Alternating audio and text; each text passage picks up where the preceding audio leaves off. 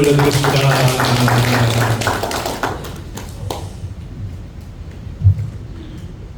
네, 오늘 저는 진실이 드러날 때 정의는 시작된다라는 제목으로 하나님 말씀 증거하도록 하겠습니다.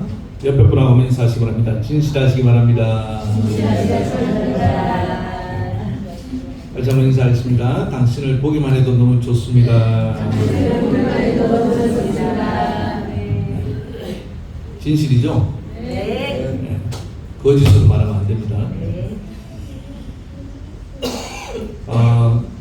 지난주에 우리 수련회 하면서 예수님의 기도의 말씀 때문에 진실에 관한 말씀을 잠시 좀 늦추게 되었습니다.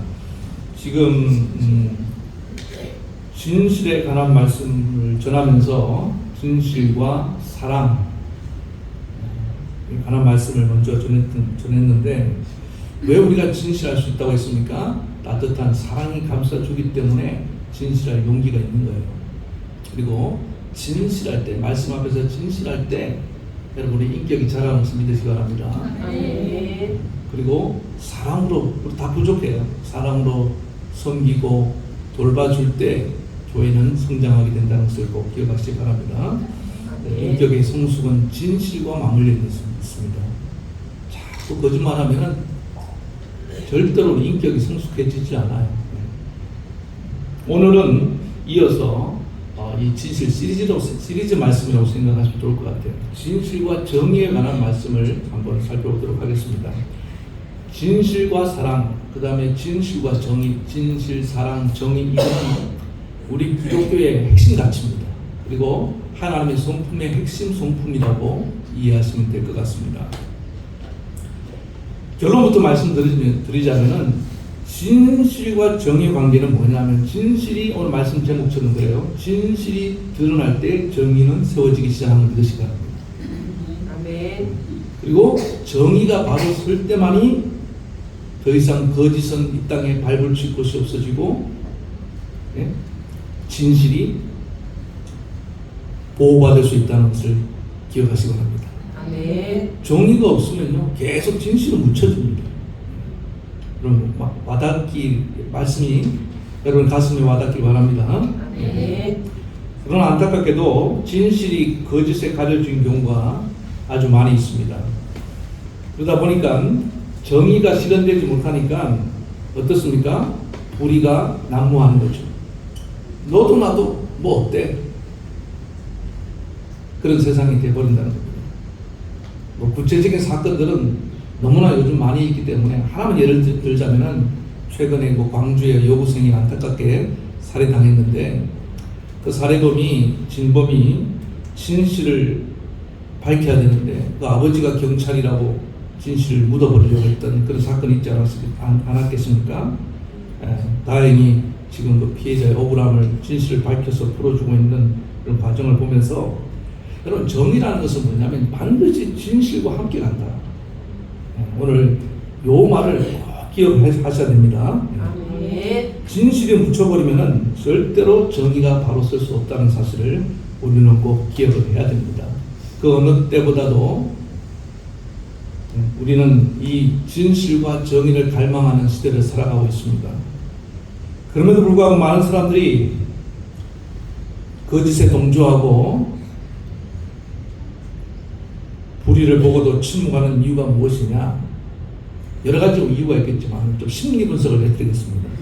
여러분도 이런 마음이 중에 하나가 아니었는지 돌아보시기 바랍니다. 내가 아니어도 누군가 나서겠지. 그런 생각들을 많이 한다는 거예요. 그래서 아무도 안 나서는 걸 보니까, 내가 오해했나 보다. 큰일이 아닌가 봐요. 그렇게 심각성을 이렇게 과소평가하기도 한다는 겁니다. 또 불의를 보고도, 우리는 불의를 보면 어떻습니까? 그 말에 대한 어떤 양심의 가치를 느낀단 말이에요. 그런데 말을 하려고 보니까, 나 하나 말한다고 이 세상이 바뀌나? 이런 마음이 쏙 들어와 버립니다. 말을 해야 되는데 말한다고 무슨 소용이 있냐? 인지 부조화가 일어나는 거죠. 그렇게 또 합리화를 하고, 또 심지어는요 도덕적인 왜곡까지 만들어낸다는 거예요.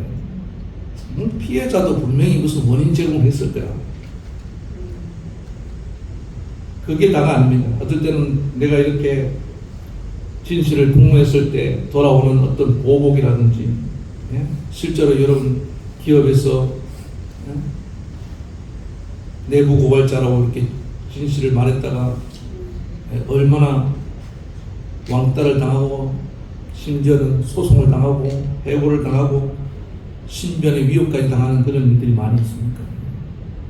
그러니까 차라리 내가 배신자로 낙인 찍혀서 고립되어 살 바에는 그냥 적당히 타협하고 사는 것이 낫다. 무력감이 학습이 된 거예요. 이런 일들뿐만 아니라 여러 가지 원인으로 진실을 드러내고 정의를 세우는 일은 이 시대에 엄청난 용기를 요구한다는 사실을 우리는 알아야 됩니다. 아멘. 독일의 신학자 마틴 리멜러라는 분은 이런 얘기를 했습니다. 우리가 불의에 대한 침묵은 결국 그 칼날이 자신을 향할 때까지 방치하는 결과를 낳는다. 무슨 얘기입니까? 사람들이 그 불의의 결과물이 나한테 피부에 와닿기 전까지는 계속 침묵할 수밖에 없다는 겁니다. 그러나 언젠가 그 불의의 화살이 칼끝이 나를 겨냥하게 될 것이다. 저는 최근에 그 독일의 나치즘이라고 그러죠. 히틀러 나치 치하에서 목숨을 잃었던 그 본헤프 목사님, 언제 기회 되면은 그 목사님 전 찬양도 있습니다. 여러분도 불러보셨을 것 같아요. 그 찬양도 한번 같이 불러봤으면 좋겠는데, 그 목사님이 그 나치 전체주의의 독재에 저항하다가 목숨을 잃었는데, 그분이 했던 유명한 말을 또 한번 소개하기 원합니다. 악을 보고도 침묵하는 것은 그 자체가 악이다. 하나님은 우리를 죄 없다 하지 않을 것이다. 말하지 않는 것은 말하는 것이고 행동하지 않는 것은 행동하는 것이다. 이런 얘기를 했어요. 한 문장 한 문장이 다 너무 와닿지 않습니까?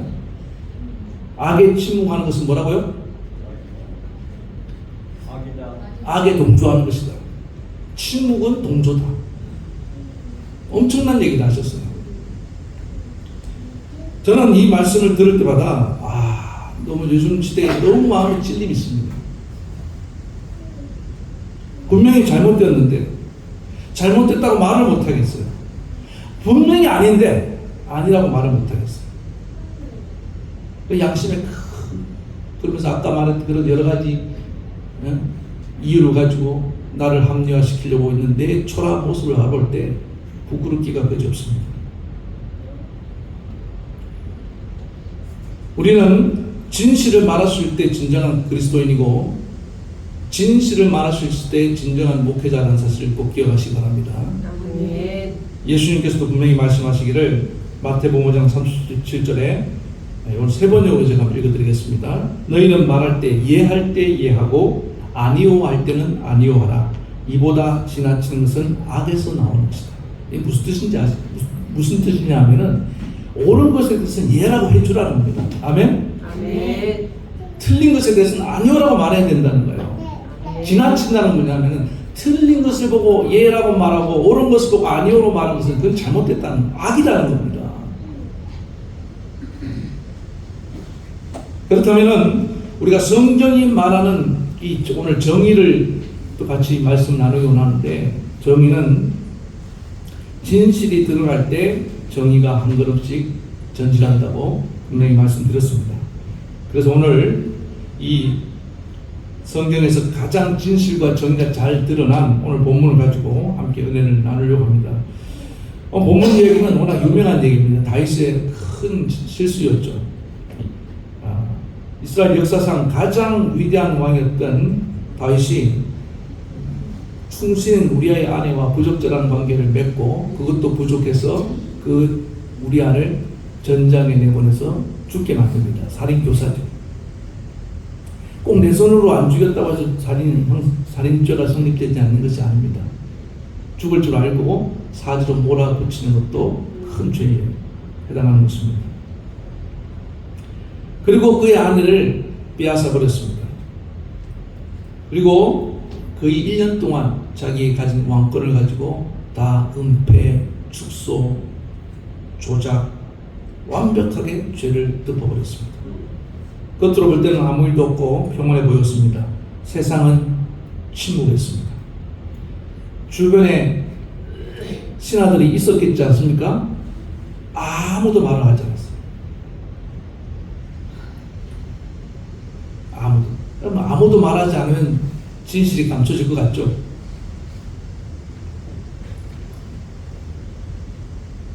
누구도 용기를 내지 못하고 있는 그때에, 그래서 이 세상에 진실이 묻혀지고 정의는 실종되는 듯한 그런 상황이 되었습니다. 그러나 여러분, 우리 하나님은 어떤 분이십니까? 정의의 하나님을 믿습니까? 아멘. 진실하신 하나님을 믿습니까? 아멘.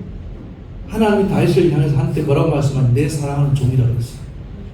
내 사랑하는 종이 이런 불의와 악을 행하고 있는데 하나님이 그냥 두고만 보시겠습니까? 그래서 어떻게 하십니까? 하나님은 침묵을 깨고 나단 선지자를 보내셨습니다. 나단 선지자도 참 이 역할을 맡기 싫었을 것 같아요.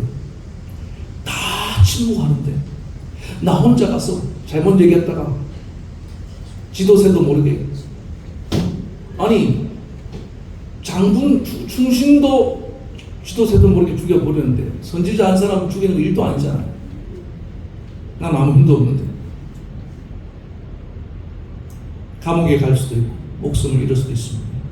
그러나 하나님 말씀 순종해서 다윗에게 가서 그를 통하여 하나님은 감추인 진실을 드러내시고 무너진 정의를 세운 걸 여러분 믿으시기 바랍니다. 아멘. 우리가 이 말씀 들을 때 두 가지를 염두에 두셔야 됩니다. 적용할 때. 하나는 뭐냐? 저와 여러분들 다 용기 있는 나단 선지자가 되시기 바랍니다. 아멘. 그러나 다 나단 선지자만 되려고 그러면 이 말씀은 실패입니다. 동시에 우리는 다윗의 죄인의 자리에 같이 서야 되는 걸 믿으시기 바랍니다. 아멘. 왜? 우리도 진실이 폭로되면은 부끄럼 당하고 우리도 하나님 정의 심판대에 설 죄를 가진 자들이라는 사실을 잊지 말아야 됩니다. 아멘. 그래서 오늘 말씀도 아픕니다, 여러분. 저도 이 말씀 준비하면서 할까 말까 너무 많이 망설였어요. 일주일 내도록 망설였습니다. 그냥 은혜로운 말씀, 사랑의 말씀, 좋은 말씀 들고 와서 전할 말씀이 넘쳐나는데 굳이 이 아픈 말씀을 들고 여러분에게 전하려고 하니까 저도 너무너무 힘들었습니다. 여러분, 이 말씀을 전하는 나단 선지자도 아픕니다. 듣는 다윗도 아파요. 저를 이 말씀, 진실의 말씀 전하는 저도 아픕니다. 듣는 여러분도 아플 줄 믿습니다. 그러나 아프다고 회피하면은 영원히 이 사회는 정의가 없어요. 불의한 사회가 될 것입니다. 그리고 우리는 아무런 소망이 없습니다. 여러분, 예수 그리스도가 진리인 걸 믿습니까? 아멘. 우리가 죄인이라는 것이 진리인 걸 믿습니까? 아멘. 그러니까 동의하잖아요. 여러분, 죄인이란 말은 아픈 말이에요. 누가 당신 죄인이야 이러면 좋아하겠습니까? 다 싫어하죠. 그러나 우리에게 소망이 있는 것은 진리 구원자 대신 예수 그리스도가 계시기 때문에 좀 있습니다. 아멘. 그러니까 진실은 뭐냐? 내가 주인이고 예수 그리스도가 구원자라는 거예요. 아멘. 이 두 가지가 성립하는 겁니다.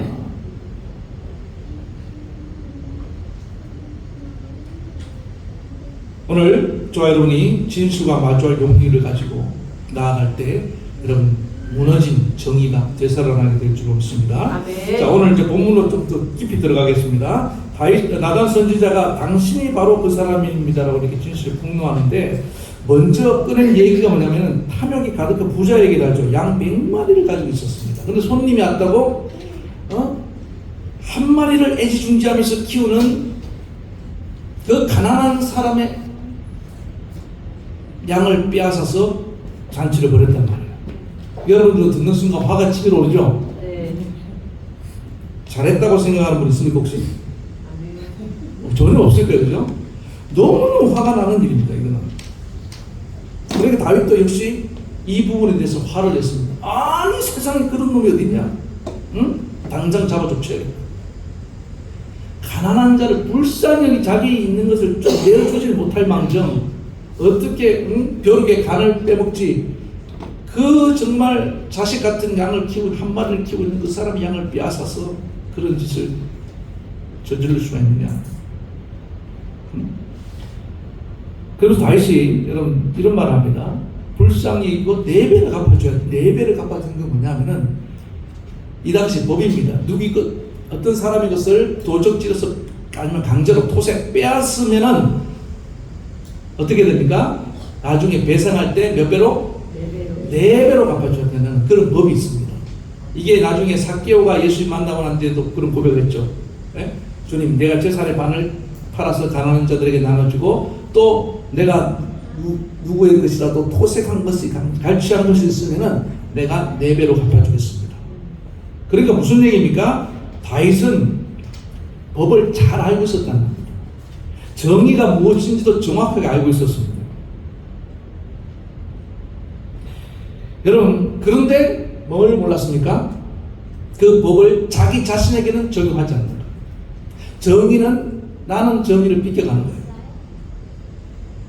요즘 제가 정말 저도 화가 나는 게 이겁니다. 정치권을 볼 때, 우리나라 사회를 바라볼 때, 아니 다른 사람의 죄에 대해서는 그렇게 엄격하면서 왜 자기 죄에 대해서는 그렇게 관대한다고? 예? 그렇지 않습니까? 자기 죄는 비껴가려고 법을 막 바꾸려고 그러고 이건 아니잖아요. 이런 일들이 일어나고 있는 겁니다. 그러니까 이 다윗이 똑같은 수준입니다. 나는 괜찮고 저 부자는 죽이려고 했다. 얼마나 무섭습니까? 다윗이 정의가 뭔지 모르는 사람이 아니었다는 거예요. 다만 그 법과 정의를 적용하는 데 있어서 나는 예외라는 거예요. 이게 너무나 무서운 겁니다. 그 부자의 얘기를 듣고 마땅히 죽었잖아. 막 분노하잖아요. 이걸 뭐라고 합니까? 선택적 분노입니다. 여러분 그런 얘기 하죠. 남이 하면 불륜이고 내가 하면 그걸 4글자로? 이건 원래 사자성어가 아니에요. 내로남불이라는 말. 이게 얼마나 이게 가슴 아픈 단어입니까, 이게. 왜 이렇게 됐느냐, 다윗이 아직 요 대목까지는 자기 죄가 은폐됐다고 철떡같이 믿고 있는 겁니다. 나단 선지자가 지금 나이가 오면은 다른 사람의 죄를 고발하러 온 줄 알았던 거야. 근데 나단 선지자는 뭐 알았습니까? 다윗의 죄를 폭로하게 속는 겁니다. 자, 이렇게 착각에 빠져 있고 자기 오름에 막 선택적 분노에 흥분하고 있는 다윗을 향해서 나단 선지자가 가슴에 비수가 꽂히는 말을 던집니다. 뭐라고 합니까? 당신이 그 사람입니다. 당신이 그 탐욕이 가득한 부자입니다. 아마 이 얘기 들었을 때 다윗이 멘붕이 왔을 거예요. 아찔했을 거예요. 뭐라고? 아마 망치로 한 대 얻어맞은 그 충격을 받았을 겁니다.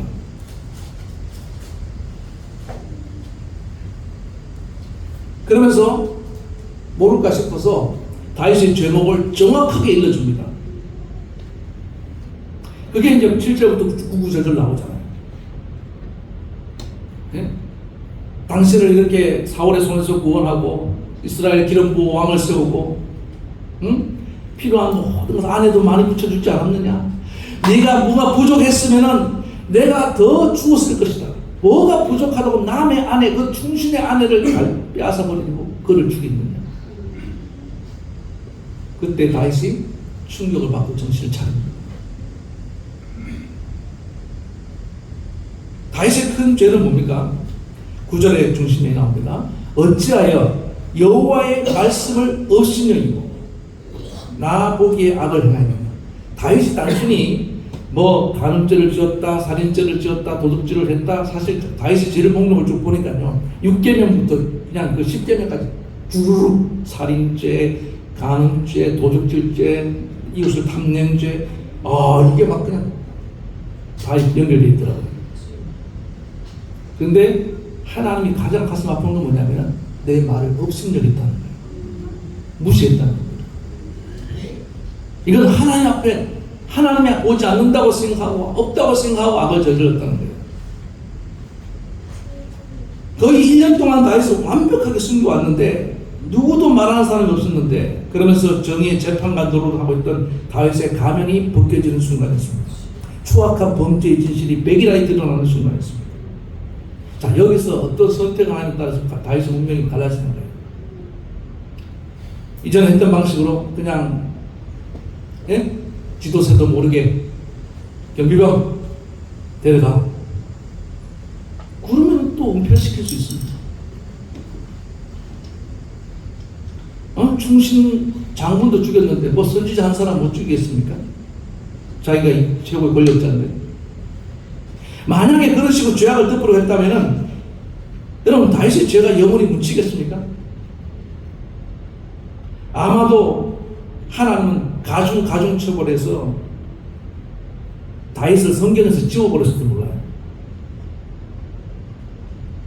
여러분 죄를 은폐하는 것은 죄를 더 키운다는 사실을 꼭 기억하시기 바랍니다. 아멘. 그래서 하나님께서는 이 다윗의 죄를 너는 은밀하게 행하였으나 나는 온 이스라엘 앞에서 백주의 이 일을 행하였다. 네가 덮은 이 죄악들을 나는 백일하에 드러나게 만들겠다고 분명히 말씀하십니다. 다행히 다윗은 이 죄를 은폐하지 않았습니다. 그리고 또 힘없는 사람들 주로 하는 방법이 뭐냐면 변명입니다. 내가 뭘 그렇게 잘못했냐? 나는 그냥 궁을 거닐다가 궁녀인 줄 알았다. 그럴 수 있잖아요. 왜 궁녀가 나한테 잘 보려고 그러는가 보다 싶었다. 알고 보니까 그 사람이 아닐 줄 내가 어떻게 알았느냐? 변명이죠. 그리고 나는 기회를 줬다. 우리 아이에게 데려가라. 그런데 안 데려가더라. 뭐 이런 것들 지저분하게 얼마든지 다윗이 말할 수 있었을 것입니다.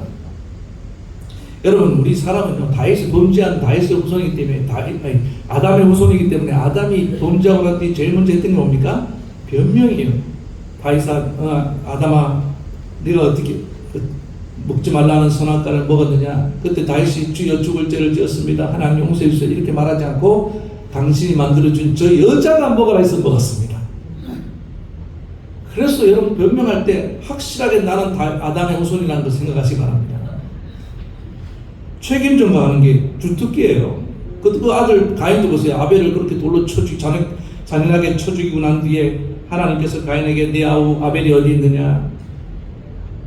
나는 알지 모릅니다. 자기가 죽어서 묻어놓고 모른대요. 내가 그를 지키는 자이니까. 얼마나 뻔뻔합니까? 여러분 이런 죄의 본성이 우리에게 그대로 걸고 있습니다. 그러니까 아이들 보세요. 뭐 야단치면은 엄마 내가 잘못해서 이런 아이들은 정말 착한 아이들이에요. 어때요 애들이? 변명 오빠가 그랬어. 변명을 얼마나 많이 해요. 동생이 어쩌고 자기 죄에 대해 지적한 것에 대해서 진실하게 잘못을 인정할 생각을 안 하고 변명할 사람을 끄집어들이기 바쁘잖아요. 우리 일상에서 얼마나 그런 일이 많습니까? 예? 어제는 좀 지각했어요. 저는 항상 남탓하세요. 아이고 오늘따라 차가 많이 막혀갖고. 차는 맨날 막힙니다. 네. 아이고 오늘 뭐 아침에 뭐 컨디션이 안 좋아갖고. 컨디션 뭐 옛날에 언제 좋은 적이 있었나? 네? 일을 맡겼을 때 일을 다 처리 못하고 난 뒤에 자기가 시간 관리 제대로 못하고 미리미리 준비 못해놓고는 변명을 늘어놓을 때가 얼마나 많이 있습니까? 말로 사람 상대방에게 상처를 줬어요. 그러면 아이고 잘못했습니다. 제가 실수했습니다. 그런데 뭐라고 합니까? 그 인간이 자꾸 화를 돋궜다고 나를 구타 유발자라고. 이렇게 우리는 자꾸 합리와 변명이 너무 익숙해진 시대를 살아가고 있습니다. 그런데 오늘 놀랍게도 다윗은 더 이상의 아무런 은폐도 변명도 하지 않고 있는 것을 보게 됩니다. 저는 여기에 다윗의 소망이 있다고 생각합니다. 자, 그래서 다윗은 오늘 이 진실과 대면할 용기가 생긴 겁니다. 내가 더 이상 이제 숨을 곳이 없구나. 이제 때가 되었구나. 하나님이 드디어 나를 이 진실 앞에 드러나게 만들고 정의의 법정에 세우신구나. 내가 얼마나 잘못했는가. 이런 마음이 생기면 그 사람은 소망이 있는 걸 믿으시기 바랍니다. 끝까지 모르쇠를 일관하고 나는 아니라 그러고 불행한 사람입니다. 자, 그래서 가혹한 정의 심판이 내려집니다. 하나님은 나단 선지자 입을 통해서 하나님의 업신적인 죄에 대해서 10절에 보니까 영원토록 칼이 내 집에서 떠나지 아니하리라. 너희 집안은 항상 칼의 불이 날 것이다. 이런 하나님의 정의의 심판이 내려집니다. 저는 이 심판의 내용을 또 보면서도 그런 생각이 들었어요. 아, 하나님은 권력이 있다고 해서 봐주구나. 권력이 없다고 해서 또 뭐 편들어주구나. 그런 분이 아니에요. 하나님의 법은 만인 앞에서 평등한 여러분 뜻을 말합니다. 하나님의 정의는요, 타협이 없습니다.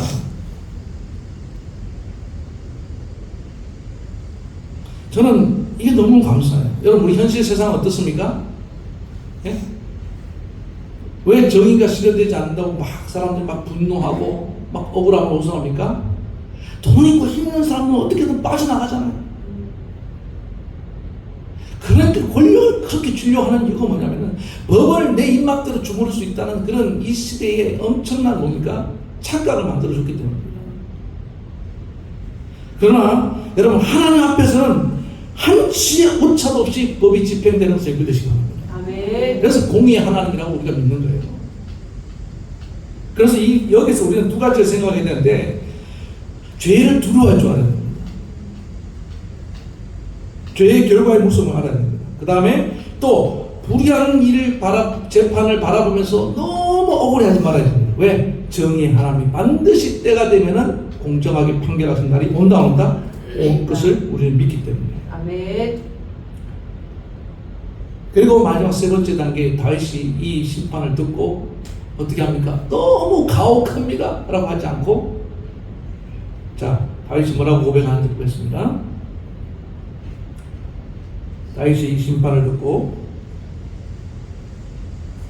13절입니다. 시작. 다윗이 나단에게 이르되 내가 여호와께 죄를 범하였노라. 아멘. 아멘. 다윗이 저는 이렇게 참 멋있는 모습은 이거예요. 쿨하잖아요.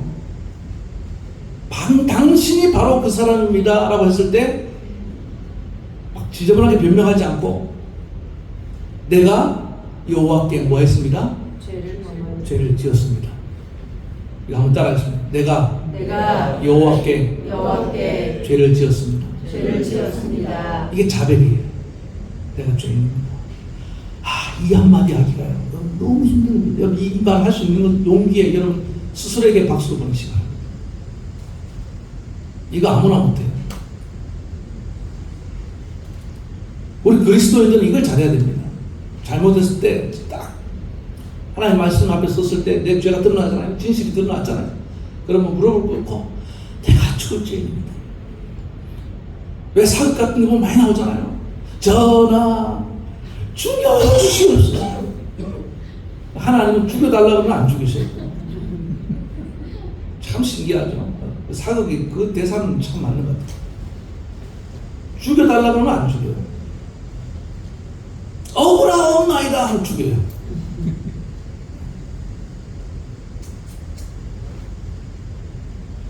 다윗은 아무런 변명도 하지 않습니다.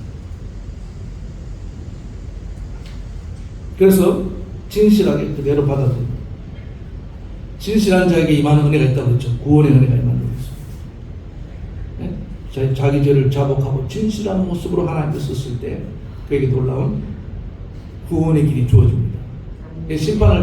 하나님의 심판을 요약을 해보면은, 처음에는 다윗도 죽이려고 했어요. 그런데 내가 죄인임마다 말 한마디에 다윗은 목숨을 구하고 또 왕위도 보존받습니다. 사실 핵심적인 걸 다 지켰어요. 물론 나중에 압살롬 반란이 일어나고 다윗의 집안에 뭐 반란이 다가오긴 합니다만은, 예? 그러니까 뭐냐면 하나님이 제일 중요한 생명과 왕권을 지켜준단 말이에요. 그럼 이거 용서해 주신 거예요? 용서 안 해 주신 거예요? 용서해 주신 거죠. 물론 그 불륜관계에 나온 첫 아들은 잃어버려요. 그러나 또 임신해서 나중에 솔로몬이 나오잖아요. 아멘. 네. 하나님이 말씀하는 게 뭡니까? 네가 이 악한 일을 통해서 사탄에게 비밀을 제공했기 때문에, 예? 너는 이 죄에 대한 대가를 치러야 된다는 거죠.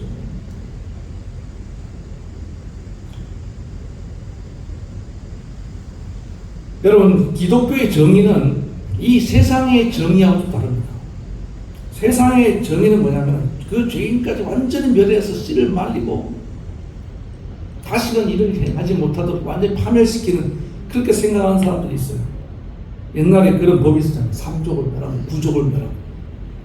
그러나 여러분, 하나님의 정의와 심판은요, 죄인을 파멸시키는 것이 목적이 아닙니다. 이걸 잘 기억해야 됩니다. 하나님의 정의는 뭐냐면은 그 죄인이 진실을 고백하고 자기 죄를 회개하고 하나님께로 돌아오는 것입니다. 아멘. 죄에 대한 대가는 치러야 돼요. 그러나 그 영혼을 살려주는 것이 하나님의 정의의 실현이고 심판의 목적이라는 사실을 잊지 마시기 바랍니다. 아멘. 하나님의 정의가 실현될 때 여러분, 우리는 진실하기만 하면은 우리는 구원을 얻을 수는 있습니다. 아멘. 하나님은 이 다윗의 진실한 회개하는 모습을 보고 그의 영혼을 회복시켜 주시는 것입니다. 그래서 다윗이 이따가 부를 찬양이지만 시편 51편에 보세요. 눈물로 침상을 적시면서 그 1년 동안 여러분, 마음이 편했겠습니까? 다윗이라고? 예? 여러분, 죄 짓고 2달에 뽑고 못 삽니다. 만약에 죄를 지었으도 나는 2달에 뽑고 잠을 잘 수 있다. 그 사람은 사이코패스예요. 보통 사람들은 양심의 가책이 있기 때문에 그렇게 못 삽니다. 다윗이 얼마나 한 1년 동안 힘들었겠습니까? 그런데 마침 나단 선지자가 와서 당신이 그 사람이다 라고 일깨워줬을 때 각성을 하게 된 거예요. 아, 이제는 내려놓자. 이제는 정말 정상적으로 살자. 이제는 내가 하나님께 돌아가자. 이제는 이 죄의 무거운 영혼의 짐에서 벗어버리고 내가 새 삶을 살자라고 결단하게 된 겁니다. 아멘. 여러분, 그거 죄의 짐 지고 사는 거 보통 힘든 거 아닙니다.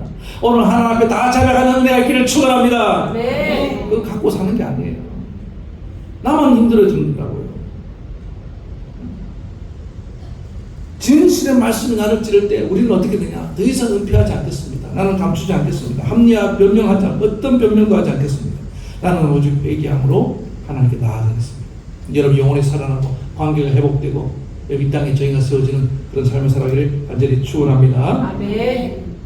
자, 이 정도로 말씀을 전하고 우리 다윗의 고백 찬양 한번 같이 부르기를 원합니다. 우리 안주 집사님 좀 부탁드립니다. 네. 정결한 마음 주시옵소서 하는 찬양.